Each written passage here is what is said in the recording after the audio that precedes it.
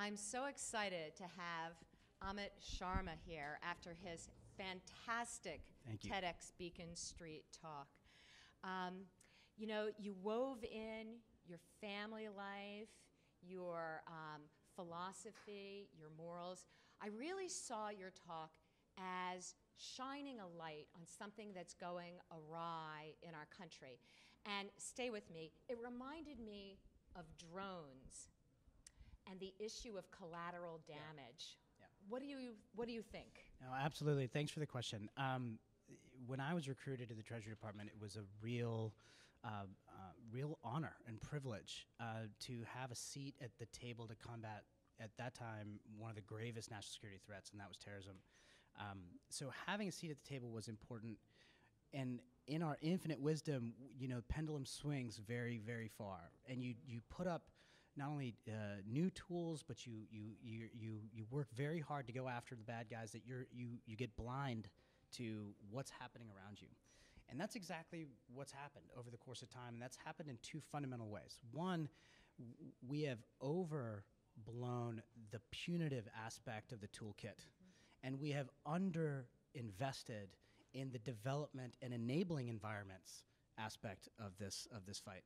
And yet, creating enabling environments are much more sustainable and actually ensure security issues are addressed from the grassroots up versus top down. And in today's environment, where whether it's budget discussions, whether it's trading away foreign aid and development resources, I find that an unfortunate avenue. Well, tell me more about what the trends are when it comes to aid to developing countries. What are you seeing? Well, the U.S. budget right now, the foreign aid budget is 1% of our entire budget, right? On foreign aid, right? And yet we are constantly looking at national security threats, terrorism, illicit activity broadly, weapons proliferation, and thinking about how do we quash, sanction, repress. And yet there are communities the world over that equally bear the brunt of this. And quite frankly, there are a number of communities that disproportionately bear the brunt of this. Let me ask you this. Is there a feedback loop so that these unintended consequences are brought to our policymakers and our business, owners' attention so that adjustment's possible? That dialogue, I think, is happening finally. It's almost new, right? There's been a greater pushback in the last year, 2 years on, wait a second, guys, there's a huge set of implications. And look, I'm an equal opportunity antagonizer, right? There's blame to go around, right? The government, regulators, policymakers need to understand how best to refine and sharpen tools to get at actual intent.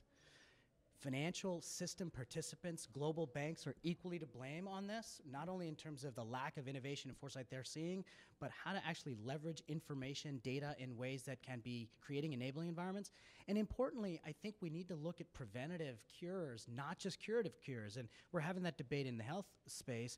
Same in finance. If we exacerbate poor financial choices and poor financial decisions, we all suffer from that. We all have to sort of raise that up. So if we can connect the enabling tools for greater inclusion and financial well-being, that's a driver for a much stronger financial sector. Wow. I mean, that's really hopeful. I have to say, Amit, you have a real gift for being able to diagnose and describe this problem. But my understanding is that through Finclusive Capital, you're actually doing something about it. Can you share an example or two of what you've seen and what you've done? Sure. That's right. Finclusive is an effort to address these goals. And like I said, they're combining some new technologies, new methodologies, and applying them into traditional circles. Looking at the tools that we have, looking at the positive impacts in developing countries that we don't employ here, right? A lot of this is taken from previous examples. When I was in the Peace Corps, we engaged community groups and had loan repayment rates that were 99%. Why? Because we engaged folks in the community, we educated upon providing that access, and it gave not only the community the kind of foundation they needed, but it actually created a sense of security for all. We don't employ those same tools in developed countries, in urban centers. We're doing more in developing countries with mobile and digital access than we are doing right here in the US or in a lot of parts of Europe. So by combining these tools and sort of taking these learnings from emerging markets and from my own parents and growing up in India, these are not only vital to them, but if we do them in these new and innovative ways, so this is the kind of stuff we're doing. Now, the interesting thing is that I've spent so much of that life in the risk and compliance space, growing anti-money laundering, counterterrorism finance capability, and yet the very tools answer the same question, which is, do you know your customer? And so if we can't just reorient how we apply those tools, that's really all we're trying here. And I think by reorienting those tools, reorienting how we think about them, we can actually create better, stronger enabling environments that actually address national security issues at scale.